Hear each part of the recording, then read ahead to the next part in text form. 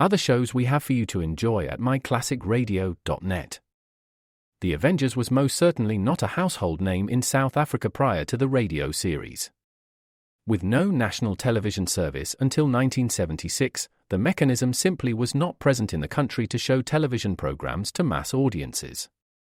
While many other countries reveled in the filmed adventures of John Steed and company, South Africa was not equipped to join in the fun. The series took Britain by storm and made a major impression in the American markets, being that greatest of rarities, a British series given a network transmission slot. However, as a filmed series, rather than a videotaped one, The Avengers was able to gain a modicum of exposure in South Africa through film rentals. Come and listen at myclassicradio.net. Other shows we have for you to enjoy at myclassicradio.net. 21 Precinct was a police drama broadcast on CBS from July 7, 1953, to July 26, 1956. It initially served as a summer replacement for My Friend Irma. The show was produced in cooperation with the Patrolmen's Benevolent Association of City of New York and adaptations from True Criminal in New York. The Policeman's Point of View. Historically, the 21st Precinct had been located near Gramercy Park, Manhattan. In 1929, the department reorganized the precinct numbering, and 21st designation was discontinued. No such precinct existed during the run, nor does a 21st precinct exist. However, the fictional precinct's territory closely corresponds to that of the Upper Side's 23rd precinct since 192. Come and listen at myclassicradio.net. If you're struggling with alcohol or drugs, Recovery Centers of America can help. The holidays are over, the new year is here, and the time to act is now. Expert private care at Recovery Centers of America will get you on the road to recovery today. At our award-winning and fully accredited treatment centers on the Eastern Shore and in Southern Maryland, you will be treated with compassion, dignity, and respect by our dedicated team of professionals. You will also benefit from specialized programs, 24-hour medical care, and the comfort of our outstanding facilities. Let us help you. We will answer your call 24/7 and can get you into treatment as soon as today. If outpatient care is right for you, you can receive a same-day assessment and attend therapy in person or virtually. And because we accept most private insurance plans, you get premium care without the premium price. Don't wait. Start your new year. Start your new life today. Call 1-888-RECOVERY now. That's 1-888-RECOVERY. The story of Dr. Kildare. Whatsoever house I enter, there will I go for the benefit of the sick. Whatsoever things I see or hear concerning the life of men, I will keep silence thereon, counting such things to be held as sacred trusts. I will exercise my art solely for the... The story of Dr. Kildare, starring Lou Ayres and Lionel Barrymore. Metro-Goldwyn-Mayer brought you those famous motion pictures. Now this exciting, heartwarming series is heard on radio. In just a moment, the story of Dr. Kildare. But first, your announcer.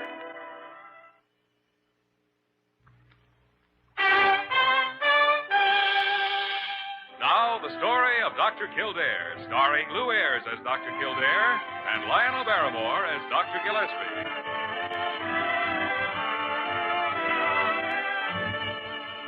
Blair General Hospital, one of the great citadels of American medicine, a clump of gray-white buildings planted deep in the heart of New York, a nerve center of medical progress where great minds and skilled hands wage man's everlasting battle against death and disease. Blair General Hospital, where life begins, where life ends, where life goes on.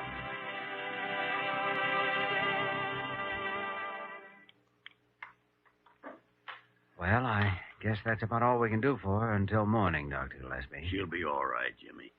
She showed a good response to the stimulant. Parker? Yes, Dr. Gillespie. Parker, you'd better stay here with Mrs. Stanford for an hour or so until we have another nurse assigned. All right, Doctor. It's a good thing she had medical attention in a hurry. At her age, with a case of angina pectoris as bad as this, well... Apparently, she didn't even know she had a heart condition. No. The intern who went out with the ambulance said no one in her family had given her any kind of a stimulant. Didn't have any in the house, in fact. Well, they better have some now, from now on. Yes. Anybody who can make her frightened enough or mad enough. actually holds her life right in his hands.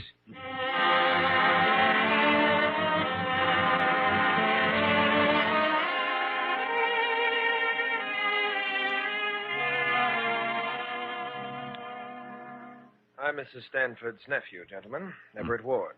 How do you do? This is Miss Lane, Deborah Lane, my aunt's companion and secretary. You do. How is my aunt?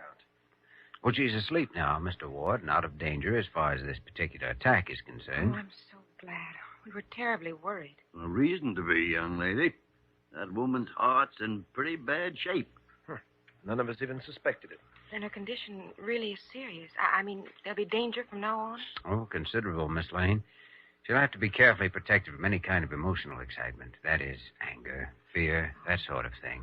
Well, fortunately for her, my aunt is a very even-tempered person. Seldom gets upset. Well, yes, I think tonight is the only time in 2 years that I've seen her actually angry. Of course, Miss Amy feels responsible for the... Deborah, I don't think it's necessary to discuss the personal affairs of our household publicly. I see nothing so very personal about it, Everett. I insist that you drop the subject. Insist? You know, I'm not employed by you. While my aunt is incapacitated, you may assume that I am in charge of her affairs. I see. Gentlemen, I apologize for this contretemps. I hardly see any point in my staying here since Mrs. Stanford seems to be out of danger. Is there any place open where I could get a cup of coffee? Why, yes, Miss Lane. Sullivan's right across the street. Open all night. I was just going over there if you'd care to join me. Why, thank you, Dr. Kildare. I'd love to. Good. Let's go. See you later, Dr. Gillespie. Good night, Mr. Ward. Good night, Dr. Kildare. She's quite a lovely girl. Oh, yes, she's lovely enough. And apparently she's made another conquest. Kildare, you mean? Well, I guess he did have a kind of a glint in his eye at that. Dr. Gillespie, that girl is a devil.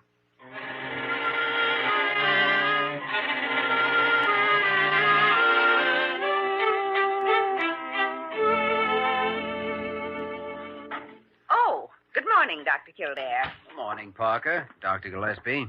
You're late. Coffee lover? Coffee lover. My Secret Service advises me that you came back to the hospital at 1:45 a.m. Oh, I see. Parker. Oh, good heavens, not me, Dr. Kildare. It was long past my bedtime when you came back from... That is, when you must have came back... Parker, you have just hanged yourself. Dr. Gillespie, I'll never tell you another thing as long as I live. Sure you will, Parker. You just can't help yourself. Your brain consists entirely of tattletale gray matter. Oh. Furthermore, you're a congenital snoop. Why, I... Oh. You know, Jimmy, I don't blame you. Blame me? Miss Lane is a very pretty girl. Oh, well, she's certainly a very interesting girl. That's merely another way of saying the same thing. All right, but she happens to be both. Her employer's nephew doesn't seem to have quite the same opinion. Ward? I guess he's been sitting around for years waiting for Mrs. Stanford to die so he can take over her fortune. Deborah can't stand him. Deborah, huh? Apparently you've been making progress, Jimmy. Well, Maybe we'd better go have a look at Mrs. Stanford. Yes, that's right. I'd almost forgotten about her heart condition. What are you talking about?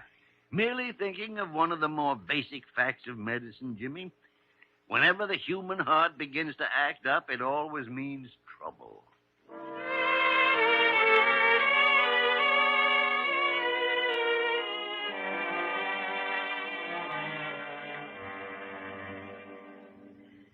Gentlemen, I hardly know what to say.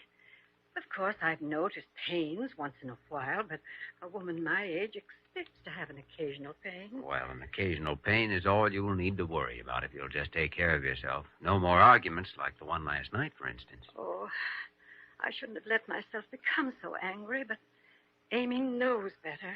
She knows how those things frighten me. Those things? Oh, didn't Everett tell you? No. Well, you see, my sister Amy lives with me, and last night I found it was something I had expressly forbid her ever to bring into the house again. A Ouija board.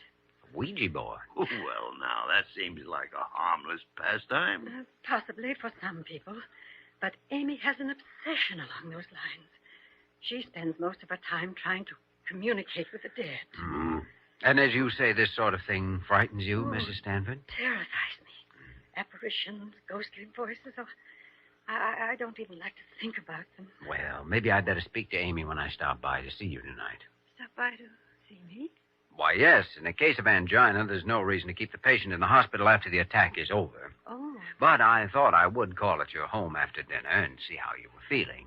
But, Kildare, you're not on duty tonight. Oh, that's all right. I don't mind. It's no trouble at all. I see. You would. Mrs. Stanford, I think you can count on some very devoted medical attention from Dr. Kildare. That's awfully nice of you, Doctor. But I do hope you won't scold Amy. She probably feels guilty enough already. No, but I do want to impress her with the importance of not upsetting you under any circumstances. Yes, that is something to think about.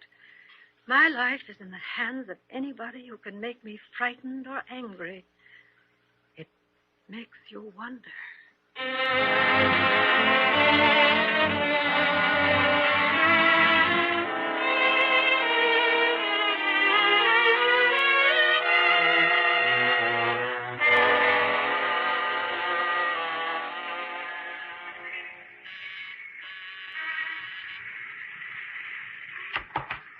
Oh, good evening, Dr. Kildare. Come in, please. Thank you, Mr. Ward. How's Mrs. Stanford feeling this evening? Much better, Doctor. Her sitting room is on the second floor. I'll take you up. Thank you. Oh, but I'd like to see Miss Lane first, if I may. I see. You're wasting your time, you know. Oh? Well, it's my time, Mr. Ward. She's a heartless, selfish little devil, Dr. Kildare. Nothing means anything to her except money. I'm warning you. But there's a question whether you're warning me for my sake or for yours. Very well. I'll tell her you're here. Please sit down. Quite a place. Mrs. Stanford must be worth a fortune. Hello? Huh? Oh. How do you do? I'm Dr. Kildare. I assume you're Miss Amy. Why, yes, I am. How could you possibly know that? Oh, just a guess. They told you. They? Spirits. We have to be very careful. Nobody here lets me talk about things like that. I see. Tell me, are you a believer, too? Well, My sister's not a believer. Are you her doctor? yes. It was my fault, you know. No, it wasn't your fault at all. You didn't know about the heart condition. Oh, no. But now that you found out how serious it is, you understand the importance of not getting her upset again. I wouldn't upset her for the world. Of course, I hope they won't be angry about it. They? My friends, Doctor. Oh, yes. They could cause a lot of trouble if they became angry, you know. Mm-hmm. Noises at night, all that sort of thing. Yes. Well, let's hope they don't become angry then. Hello, Jimmy. Deborah. Never said you were here. Oh, I see you've met Miss Amy. Yes. Had a very pleasant conversation. Oh, yes. Well, I have to go now. Oh, if you'll excuse me. You'll remember what we talked about, Amy. Oh, yes, Doctor. I'll remember. Well. Goodbye. Goodbye. She's really awfully sweet. Yes. Jimmy, I had a wonderful time last night. I'm so glad you came this evening. Oh, good. Technically, I'm making a professional call on Mrs. Stanford, of course. Apparently, Mr. Ward prefers that I limit it to that. Does his preference really mean very much? Well, not to me. What do you prefer, Deborah? That you don't limit it to that. Well, I'd better run up and take a look at my patient. All right, Jimmy. Come down to the study when you're through. I'll be waiting. Right.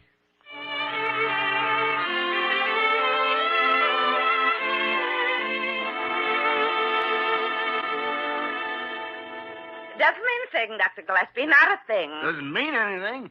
I suppose he's made a call at that house every evening this week because of his professional concern with Mrs. Stanford's heart. Maybe. Kildare has always been putty in the hands of a scheming and designing female. putty. Well, I haven't noticed him crying for help. Of course not. She's got him hypnotized. He doesn't even know he's drowning. Well, personally, I don't think he is. Don't think who's what, Parker? Don't think you're drowning, Doctor. Parker. That is, of course, what I mean is that... Pay no attention to her, Jimmy. You know how Parker is. Out of her mind half the time. Well... Jimmy, I was wondering if we could spend this evening going over the monthly progress reports together. Well, couldn't we sort of take care of it in the morning? No, I'm all tied up tomorrow. Well, I had a tentative engagement this evening. Oh? Social engagement, Oh, not Jimmy? exactly. No, I thought I'd drop by and see how Mrs. Stanford's getting along. Oh, well, now, if that's what it is, just forget it. All she needs is rest and quiet. Yeah, but you see, Oh, confound that phone. Gillespie speaking. Huh? Oh, how long ago? Yes, of course. Right away. Goodbye. Come on, Jimmy. We're both going over to Mrs. Stanford's. Mrs. Stanford's, but you said that... Never mind that now. She just had another heart attack. Bad one.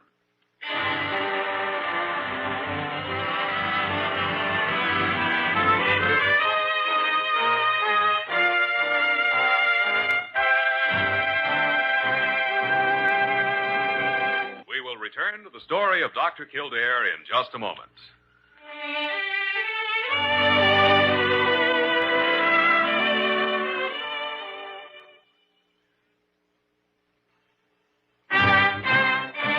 Now we continue with the story of Dr. Kildare, starring Lou Ayres as Dr. Kildare and Lionel Barrymore as Dr. Gillespie.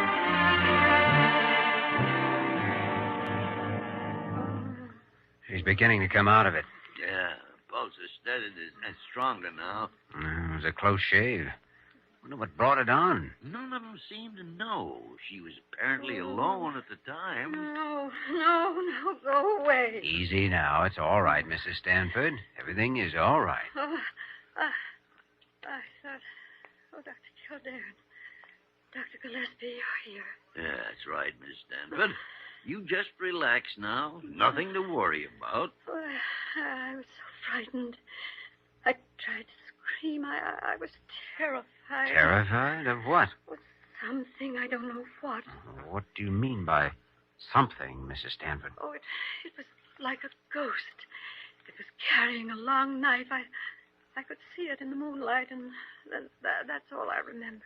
Well, anyway, it's all over now.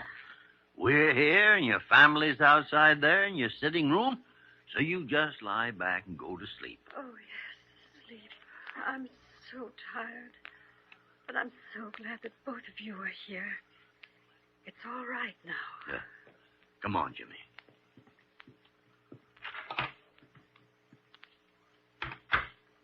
Well, what do you think? About the ghost? Yeah. I don't know, Dr. Gillespie. But I think we'd better find out.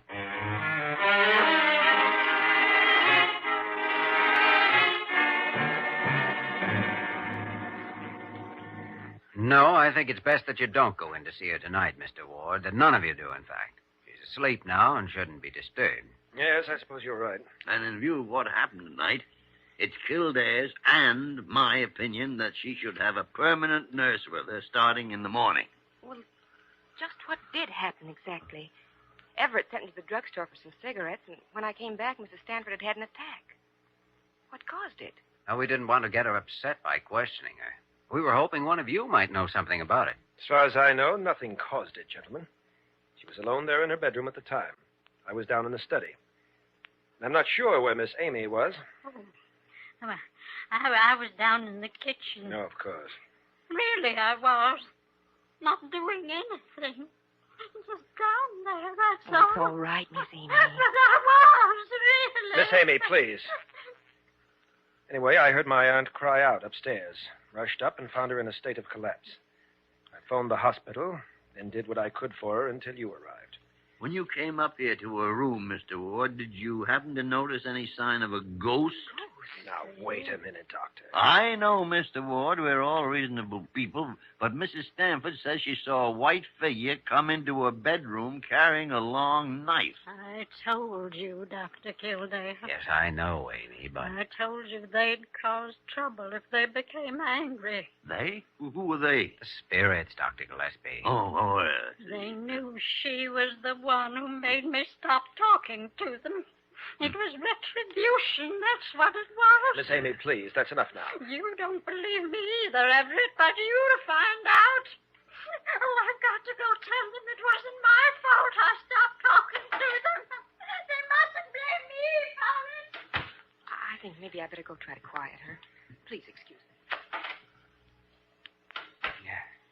Gentlemen, I have a somewhat painful question, but I do feel it necessary that I ask it. Oh? What is it? Is there a possibility that my aunt may be suffering from hallucinations, a mental instability, as you might call it? None whatever, Mr. Ward. If she says she saw a ghost, then she did see a ghost. But that's ridiculous. Maybe. But so is the idea that Mrs. Stanford is not of sound and competent mind, as I believe the legal phrase reads. I don't know what you're implying, Doctor, but I wasn't thinking of any legal aspect. Naturally, I'm concerned about her. She is my aunt, you know. And, gentlemen, I think I'll bid you good night now. Good night. You know, Doctor, I can't quite figure him out. Jimmy, in your present condition, you're not in shape to figure anything out. Present condition? Yeah. Amatory catalepsy. Oh, you mean Deborah. I mean, if I were 30 years younger, I'd probably be the same way. Now go on downstairs and stop trying to edge toward that door gracefully. Well, as a matter of fact, there were a couple of things that I... Yes, of course. I'll stay here a while and check Mrs. Stanford's pulse a time or two before we leave. Good. And I'll see you a little later. All right, Jimmy, all right. Well, now, I never did get around to reading that book. Yeah. Huh?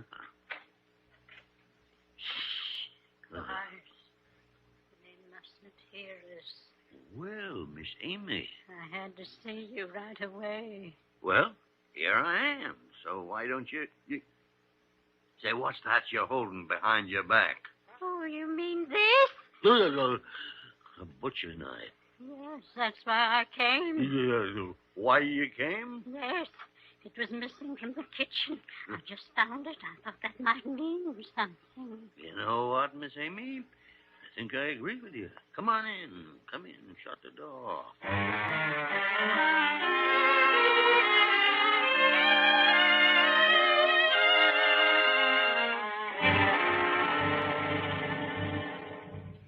Well, if you and Dr. Kildare are really due back at the hospital, I guess there's nothing much I can say.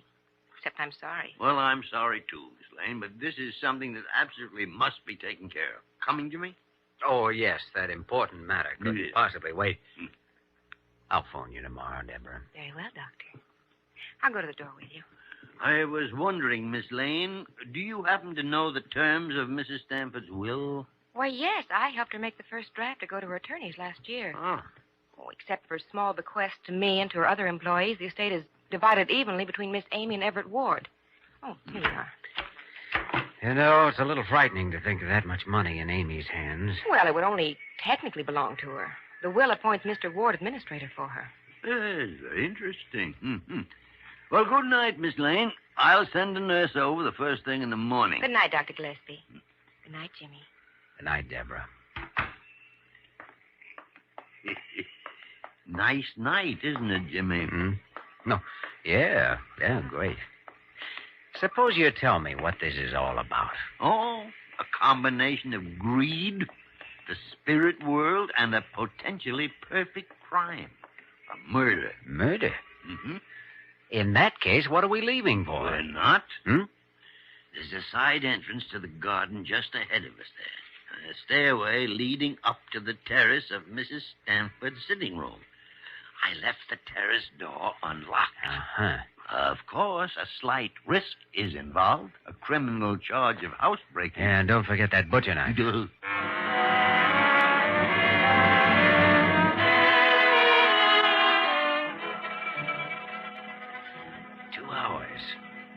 tired of sitting this long in the dark on a sofa, let alone behind one. Well, if we're wrong and get caught here, we may find ourselves behind something a lot worse than a sofa. The longer we're here, the more I suspect we are wrong. Miss Amy could have misplaced that knife, and Jimmy, shh. Quiet. Somebody in the hall outside. They're coming in. Can you see anything? No, Good Lord. All in white. All right, Jimmy, turn on the lights. Right. You can take off that sheet, Miss Lane. What? Deborah. I thought you'd gone hours ago. What are you doing here? Well, I was waiting for you. Kildare just came along for the ride. Yeah, I guess I've had one, too. Jimmy, I was only playing a sort of joke. Some joke. Same kind you played earlier, Miss Lane? When you started for the drugstore and then slipped back up those terrace stairs? $100,000 joke, huh? What do you mean? According to Miss Amy, that bequest in Mrs. Stanford-s will isn't quite as small as you imply. Jimmy, you don't think that... I have nothing to say. All right. What are you going to do? Turn me in? That's up to Mr. Ward as soon as we wake him up and tell him about Well, it. go ahead, then. See how much good it's done. I'm sorry, Jimmy. I guess there's nothing much to say. Oh, plenty. But thanks for not saying it. One good thing, apparently, Mrs. Stanford hasn't waked up. I have, though, Dr. Gillespie. How would you like to kick me? Why? For being susceptible to the call of the wild goose? I only wish I were. Why, when I was your age, Jimmy, I was susceptible to every pretty girl who walked by. Yes, but that's what worries me, Dr. Gillespie. When I'm your age, I may still be. Whoa.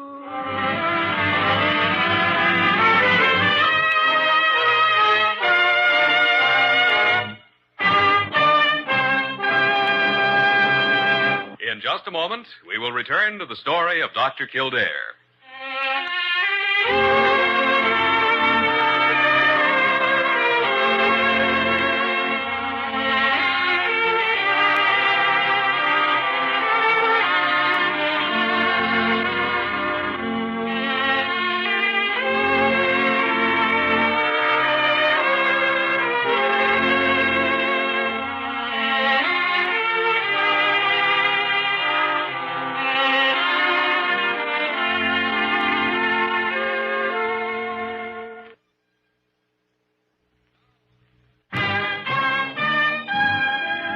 And now, once again, the story of Dr. Kildare, starring Lou Ayres as Dr. Kildare and Lionel Barrymore as Dr. Gillespie.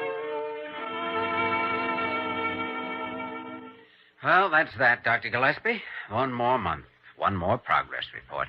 Yes, Jimmy, it's one of the dullest duties a doctor ever has. Confounded, you got to fight disease in the wards, in the operating rooms, in the laboratories, not on a sheet of paper. Well, I suppose you can't run a hospital without keeping records. Yeah. Anyway, it's done. Oh, good morning, Parker. Good morning, Dr. Kildare. I just picked up the new patient list from registry. There's one assigned to you, room 417. 417. What's the case, Parker? No, I don't really know, Dr. Kildare. It's here on the form. And here are two new ones for you, Dr. Gillespie. Well, now, let's see what the guards have provided. Oh, no. This is out. What's the matter, Jimmy? This new case in 417, Dr. Gillespie, you take it. Well, why, Dr. Kildare? Parker, you won't understand the reasoning behind this, but 417 happens to be a 22-year-old girl with a heart condition.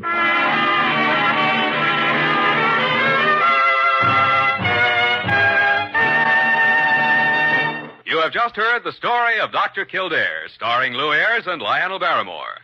This program is written by Les Crutchfield and directed by William P. Russo. Original music is composed and conducted by Walter Schumann. Supporting cast included Virginia Gregg, Peggy Weber, Lillian Baeff, Isabel Randolph, and David Ellis. Dick Joy speaking.